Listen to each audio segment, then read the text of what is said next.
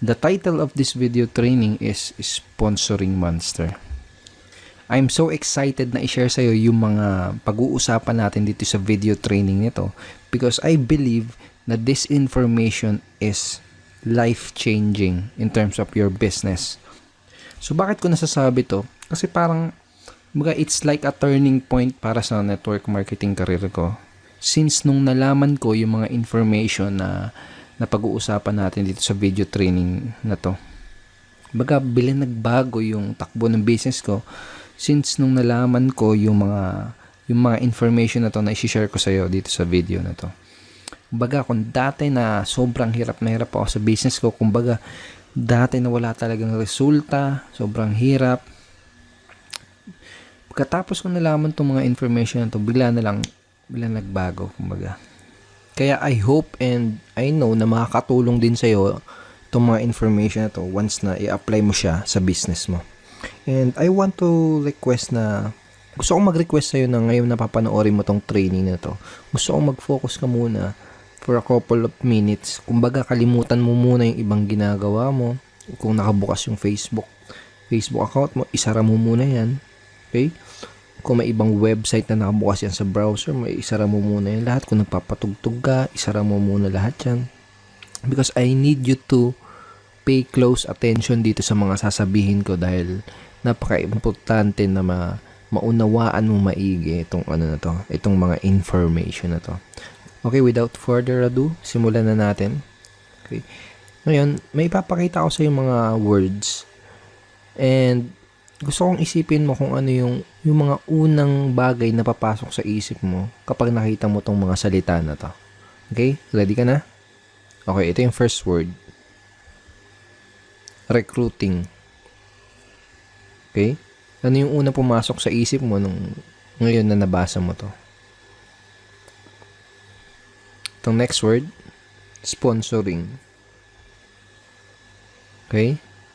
Ano yung pumasok sa isipan mo ngayon nabasa mo tong sponsoring? At ang pangatlo, selling. Ano yung pumasok sa isip mo ngayon na nabasa mo? Ano yung pumasok sa isipan mo na makita mo tong salita na to? Ngayon, kaya ako tinanong kung ano yung mga unang pumasok sa isip mo nung nabasa mo tong mga salitang to ay dahil kapag negative yung unang mga bagay na pumasok sa isip mo na makita mo itong mga salita na to, ibig sabihin, kapag may any negative association ka dito sa mga salitang to, trust me, may hirapan kang magkaresulta sa business mo. Isipin mo ito maigi. May mga iba't ibang skills na kailangan na matutunan sa ating business, sa network marketing, sa MLM o sa direct selling, like inviting, handling objection, etc. Okay? Pero dito sa tatlong ito, sa recruiting, sponsoring, selling, ito yung tanging skills at yung tanging area or part ng yung business kung saan ka pinakakikita at kung saan ka magsisimulang kikita. Okay? Kung nagsisimula ka pa lang, dito ka pa lang talaga magsisimulang kumita sa recruiting, sponsoring, and selling. By recruiting, by sponsoring, and by selling. Okay? Oo, makikita ka sa kapag malaki na yung network mo, maleleverage mo na yung effort ng mga ibang tao. Pero kung nagsisimula ka pa lang at hindi ka pa nakakapag-build ng malaking organization, dito ka pa lang kikita sa tatlo na to. Tanungin kita, kapag nakapag-invite ka ba, kikita ka na? Hindi pa, di ba? Kapag na-handle mo ba yung objections, kikita ka na? Hindi pa naman, di ba? Kaya napaka-importante nitong tatlong area na to para sa business mo. Pero, kapag may any negative association ka dito sa tatlong to, kahit katiting lang, kahit konti lang, dun ka mahihirapan sa business mo. So, let me share with you yung story ako nung nagsisimula pa lang ako sa network marketing career ko. So, nung nagsisimula pa lang ako, I cannot recruit, hindi ako makapag-sponsor, nahihirapan ako makapagpasali, makapagpa-join sa business ko. So, 4 months yung lumipas, isa lang yung napasali ko. Okay? Tapos, I cannot close the sale.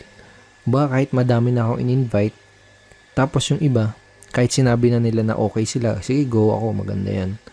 Maganda yung opportunity. Kahit na nag-yes na sila, kumbaga hindi ko pa rin maklose yung transaction, hindi ko pa rin maklose yung sale, hindi ko pa rin sila maklose dun sa opportunity.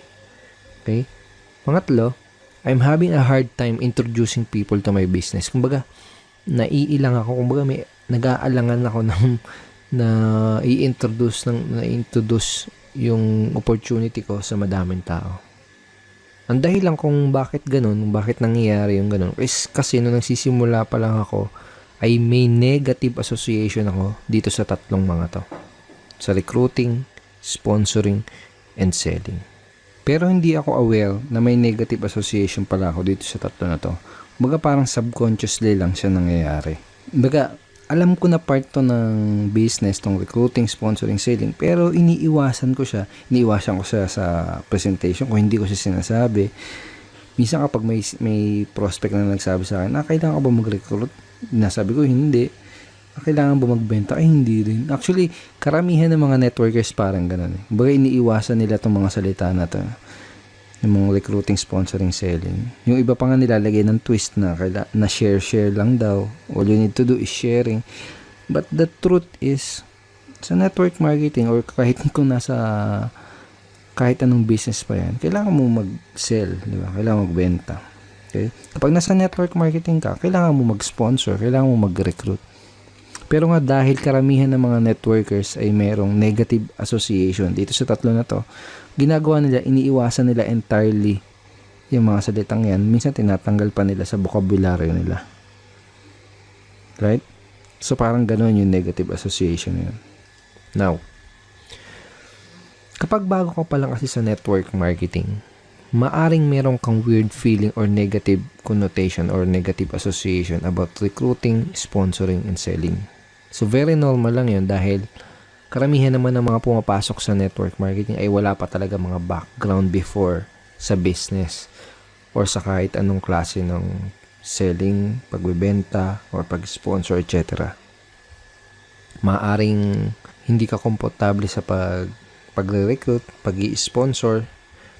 Maaring pakiramdam mo sa sponsoring is nagte-take advantage ng ibang tao. Maaring ang feeling mo kapag may nire-recruit ka is take advantage mo sila. Posible din kasi na may past experience ka kung saan may nakilala kang tao tapos sinubukan kanyang bentahan, sinubukan kanyang recruitin. Kumbaga, siguro nakita mo na pinipilit ka niya, parang ganon. Tapos tumatak sa isip mo na ganon yung selling, sponsoring, or recruiting. Posible yung ganon. Okay? Maaring kapag pinipresentan mo sila, feeling mo minamanipulate mo sila, may parang subconsciously may ganun pumapasok sa'yo sa isipan mo. And maaari din na iniisip mo na kung ano yung sasabihin ng mga ibang tao sa'yo kapag binibentahan mo sila or kapag sinusubukan mo silang ma-sponsor or ma-close sa business mo. Ito yung mga negative things na pwedeng ma-associate dito sa tatlong ito. At gaya nga ng sabi ko, kapag may kahit kaunting negative association ka dito sa tatlo na to, mahihirapan ka sa business mo. So, balik ulit tayo doon sa nagsisimula pa lang ako sa network marketing. Gaya nga ng sabi ko,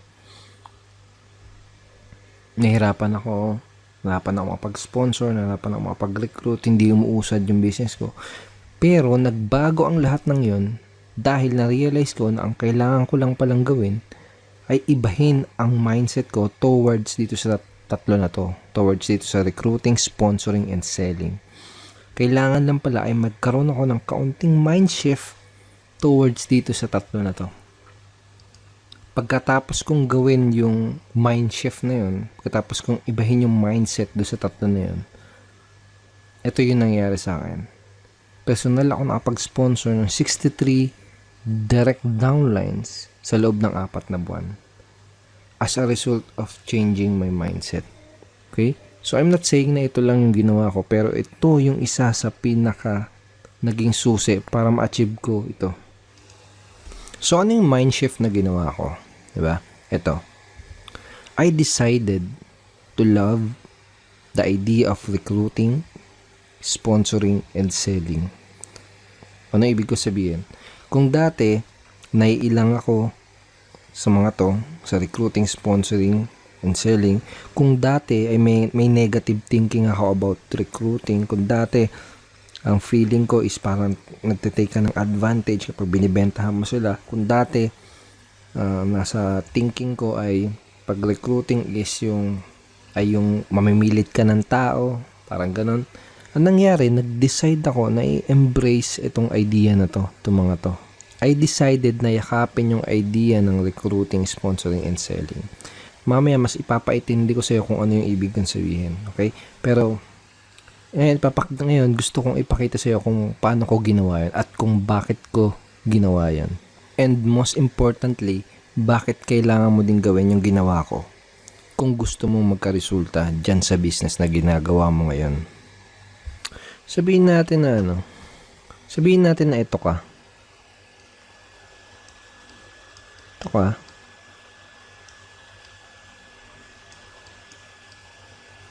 At ngayon, meron kang opportunity na pinopromote. Okay? Naniniwala ka na itong opportunity na to, itong opportunity na ginagawa mo ay makakatulong para sa ibang tao, para magkaroon ng extra income, at para magkaroon ng time at financial freedom. Okay? Ngayon, ito naman yung prospect mo.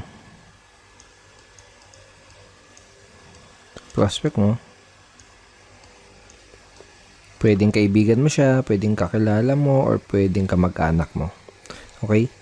Ngayon, tanong. Kapag sinabihan mo ba tong tao na to na may opportunity ka, sinabihan mo siya, parang magic ba na maglalabas na lang siya ng pera agad? For example, sinabi mo, oy, may business ako. Sali ka naman. Parang magic ba na maglalabas agad yan ng pera? Dudukot ba kagad yan sa bulsa niya o sa pitakan niya para sumali? Hindi naman, di ba? Bakit? Kasi itong prospect mo na to, madami ang iniisip. Araw-araw madami ang iniisip. Iniisip niya kung paano siya makakabayad ng bahay niya kada buwan. Iniisip niya kung paano siya maglalagay ng pagkain sa pagkainan nila araw-araw. Iniisip niya kung paano niya mapagtatapos yung anak niya. Iniisip niya kung paano niya mababayaran yung mga utang niya. Iniisip niya kung paano niya mapapasaya yung asawa niya. Okay? Asawa niya yan. Madaming iniisip tong prospect mo. At ang huling bagay na iisipin niyan ay maglabas ng pera. Ngayon ikaw, ginagawa mo yung business mo dahil syempre, gusto mong kumita. Pero, syempre, gusto mo din matulungan itong prospect mo. Dahil naniniwala ka na itong business mo ay makakatulong dito sa prospect mo na makabayad sa bahay niya, makabili ng pagkain, alam mo yun, makabayad sa utang, and makuha yung mga gusto niya. Kumbaga, naniniwala ka na itong business opportunity mo ay makakatulong para dito sa prospect mo para masolusyonan yung mga problema niya, tsaka para makuha niya yung mga gusto niya sa buhay. Pero bago mo magawa yun, kailangan mo ma-realize na dito sa gitna nyo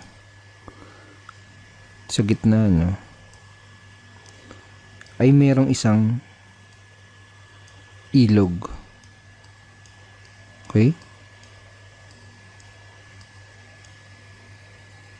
Bago mo magawang matulungan itong prospect mo na to, gamit ang iyong business opportunity, kailangan ay maitawid mo siya mula dito sa lugar na to, papunta dito sa lugar na to. Okay? Bago mo matulungan tong prospect mo with your business opportunity, kailangan maitawid mo siya dito sa kabila ng ilog papunta dito. Okay? Kaya kung talagang gusto mong matulungan itong prospect na to, it is your obligation na maitawid siya mula dito sa lugar na to papunta dito. Ngayon, para siya makatawid dito sa ilog, kailangan niya sumakay ng ng bangka. Okay? Bangka yan.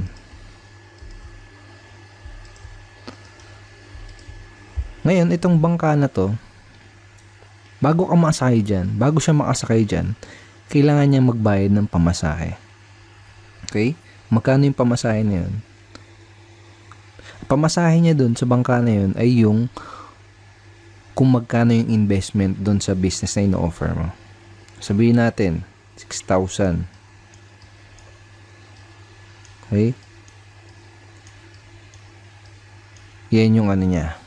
Yan yung kailangan niyang pamasahe para makasakay ng bangka at para makatawid siya mula dito sa lugar na to, papunta dito. Okay? Ngayon may isang problema.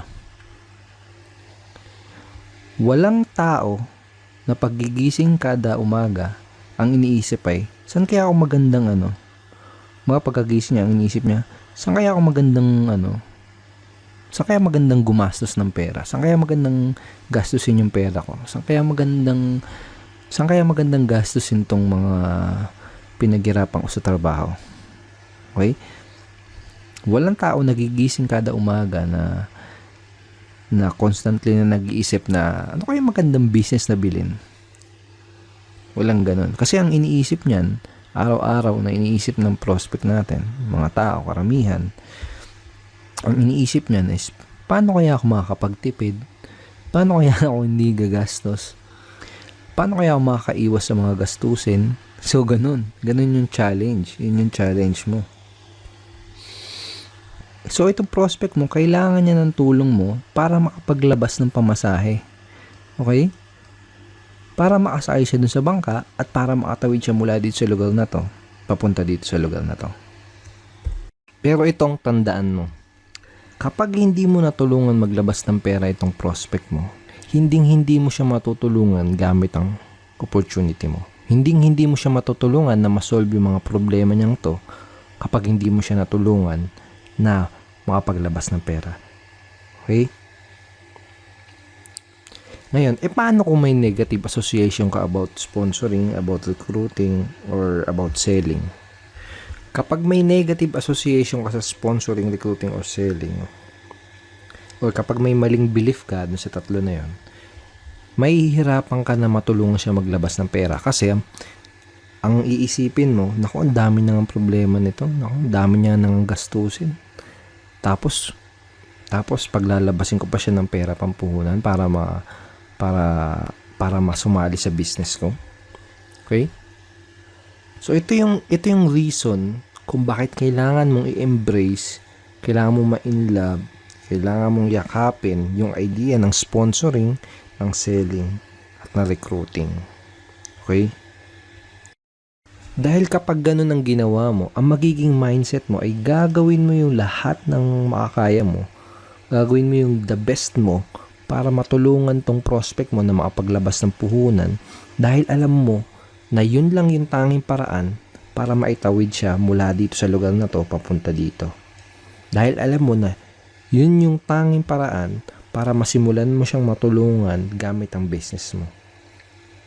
Kumbaga, uobligahin mo yung sarili mo na matulungan siya makapaglabas ng pera para ma-sponsor mo siya, para ma-recruit mo siya o para mabentahan mo siya. Dahil yun lang yung tanging paraan para makapagsimula siya sa business mo. Dahil kung hindi siya makapagsimula sa business mo, hindi mo siya matutulungan. Okay? Ito yung mindset, ito yung mind shift na kailangan mong gawin kung gusto mong mapadali ang pag-sponsor at pag-recruit mo. Okay? Ito yung mind shift na ginawa ko. Kaya hindi ako nahihirapan makapag-sponsor at makapag-recruit sa business ko. Dahil alam ko sa sarili ko na ginagawa ko lahat para tulungan yung prospect ko na makapaglabas ng pang-invest, makapag-start sa business. Dahil alam ko na yun lang yung paraan para matulungan ko siya. Okay? Sabi ko nga sa'yo yung mga prospect natin, they need help para makapaglabas ng pera. They need help para makapag-start ng business. Alright? Ganito yung mind shift na kailangan mong gawin kung gusto mo talaga mapadali yung pagre-recruit mo at yung pag-sponsor mo. Ganito yung mind shift na kailangan mong gawin kung gusto mo talagang makatulong sa ibang tao. If you are operating in this level of mindset, sponsoring new downlines will become much more easy. Kapag ganito yung mindset mo, kaya sinabi ko sa'yo na ang goal mo is matulungan yung prospect mo na makapag-invest, makapag-start, dahil yun lang yung paraan na matutulungan mo siya. Kapag ganun yung mindset mo, level na mindset mo, napakadali nung pag-sponsor kasi wala nang hesitation Walang hesitation sa part mo. But, if you have any feeling of discomfort about recruiting, sponsoring, and selling, meaning kapag may negative beliefs ka, kapag nag-aalangan ka, pag may negative association ka about sponsoring, recruiting, and selling, mahihirapan ka talaga sa business mo dahil ang feeling mo ay pinipilit mo sila, take advantage mo sila, o kino-convince mo sila. Mahihirapan ka sa business mo dahil ang iisipin mo, take advantage mo yung tao or nag-offer ka sa kanila ng product na mediocre. Okay? Nag-offer ka ng product na hindi ganun ka-valuable. Mahihirapan ka talaga sa business mo. Mahihirapan ka. Trust me. So ngayon, pag-usapan natin kung paano mo matutulungang maitawid yung prospect mo mula do sa kabila ng ilog papunta do sa kabila. Sa madaling salita, paano mo matutulungan yung prospect mo na makapag-start sa business mo? Paano mo siya matutulungan na makapaglabas ng puhunan or ng pang-invest dun sa business mo para masimulan mo siya matulungan gamit ang business opportunity mo? Okay? So, sabihin natin ganito yung scenario. Sabihin natin na explainan mo na yung prospect mo, na presentan mo na siya ng kung ano yung opportunity mo, nasabi mo na sa kanya, and na-handle mo na yung objection niya. Tapos, sabi ng prospect mo, oo, pero, umaga may kasunod. May kasunod yung oo nila, yung yes nila, may kasunod. Okay, so madalas ganito. Oo, maganda, gusto ko yan. Pero, doon yung pero Pero wala akong pera. Okay? Isa naman ganito.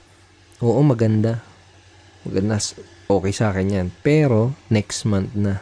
Or next week. Ganyan. So, ngayon, ito yung pwede mo mga isagot para madali mong matulungan yung prospect mo na makapag-take agad ng action at matulungan mo kagad siya matawid dun sa ilog. Okay? So, ito. For example, sinabi ng prospect mo na maganda pero wala akong pera. Ito yung pwede mo sabihin. Walang problema kung wala kang pera. Ang gusto kong malaman ay kung meron kang nakitang mga benefits sa opportunity na to na makakatulong sa'yo. Meron ba? Okay, so sasagot ng prospect mo, meron. Okay, sabihin mo, ano-ano yung mga benefits na yun? Kumbaga, tanong mo sa kanya, hayaan mo siya na siya yung magsabi kung ano yung mga benefits na nakuha, na nakikita niya, na makukuha niya doon sa opportunity mo. Okay? And then, pakinggan mo na maigi kung ano yung mga sasabihin niya, and tandaan mo kung ano yung mga sasabihin niya benefits na yun.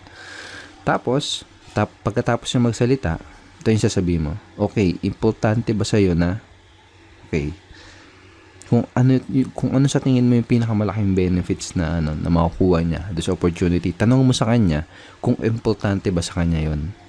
Okay, sasabihin ng prospect mo, oo. Okay, tapos ito yung mga next question na pwede mong itanong sa prospect mo para para matulungan mo siya makapag-take ng action kaagad. Okay, ito yung isang question, kailan ka magkakapera? Kailan ka magkakaroon ng pera? Okay, sa tingin mo, kailan ka makakapag-raise ng pang-invest? O, simple lang, di ba? O kaya, anong naiisip mong paraan paano ka magkakapera? Okay, or kung makakapag-isip ka ng paraan para magkapera, ano yung paraan na yun? So, sa gantong paraan, by asking these questions, kumbaga, natutulungan mo siya na makapag-isip ng paraan para makapag-raise ng pera. Para makapag-start do sa business nyo. Kumbaga, ginaguide mo siya para makatawid do sa ilog. Okay? Kung talagang interesado yung prospect mo, makakaisip siya ng paraan. Okay? Ito pa isang question na pwede mong itanong. Kung makapag-isip ka ng paraan para makapag-raise ng pang-investment, makakaisip ka ng paraan para makapag-raise ng investment, ano yung paraan na yun? So, ito yung mga questions na pwede mong gamitin para ma-guide mo yung prospect mo kung paano siya makakapag-raise ng ng puhunan. Okay? So, ito naman yung isang example kanina. Okay, isang next example. Sabihin natin, sinabi ng prospect mo na, okay, nagustuhan ko, pero next month na, kaya next week na. Kumbaga, may delayed, gusto pa nilang i-delay yung decision nila. Okay, so ito yung pwede mong sabihin para magawa mo na yung prospect mo is makapag-decide kaagad, na mag-take ng action. Ito yung pwede mong sabihin sa kanya para makagawa siya kaagad ng action. Ito yung mga pwede mong sabihin sa kanya para makapag-take kaagad siya ng necessary action. Para makapagsimula na kaagad siya doon sa business mo. Okay, ito. Okay lang naman yan.